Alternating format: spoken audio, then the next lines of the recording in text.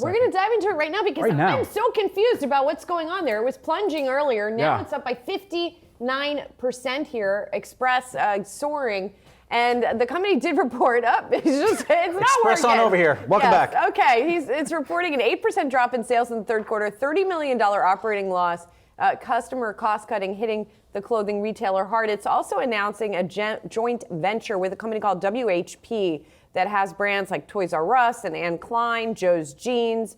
And as part of that joint venture, WHP is going to invest $235 million for a 60% ownership in the joint venture. Express is going to own 40% of that thing. I'm a little confused about exactly what this joint venture is. Yes, I know you've been looking at it, Soz. Full disclosure, this is something I need to look into a little bit more. It is a little bit of a complicated release because you do have two things coming here from Express. As you mentioned, Julie, a challenging quarter. I would say some challenging guidance from the company. Inventory not where it needs to be. Tim Baxter, who's been on with us many times, talking about his turnaround plan, calling out some misses in the women's side of the business. But this deal essentially makes WHP almost a 7.5% owner of Express. So it looks like they get a cash infusion and a new owner. But again, there's a lot more to unpack here. But I think it's this strategic decision by Tim and his management team to get a new investor here, get some cash, more cash into the business. That's why the stock is rising the way it is. You know, for what we've discussed and continued to try and unpack with Express over the past 2 quarters now,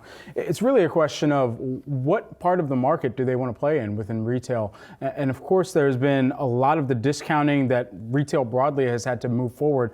But for Express and the categories that they are competing within, it's hard to say that they would be a category leader. However, in some of the different areas that they are putting forward, some of the fashion, some of the apparel, this stuff feels good. I'm going to be real. As a customer, but at the same time, I go to them for the discounts, for the deals. I'm not prioritizing them at the high-end kind of purchase that I'm looking to move forward with. So they're going to have to continue to look at some of the inventory, heavy promotional environment that they're still going to be in, not just through the holiday season, but for an extended period of time.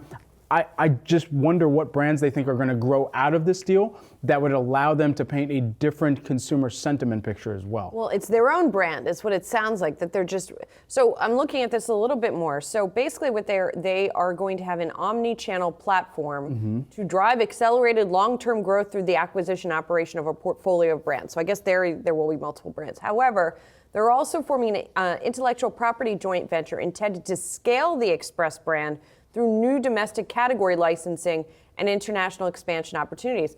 I don't know that the brand as it is that well known in order to do that kind of thing. I mean, we also have some folks chiming in our Slack channel that the quality of Express is not necessarily strong. You know, you get what you pay for, right? To your point about you go there. I think they improved the quality. It is a different, but at that price point. At the price point. Yeah. I brought some $25 boots from Express over the summer.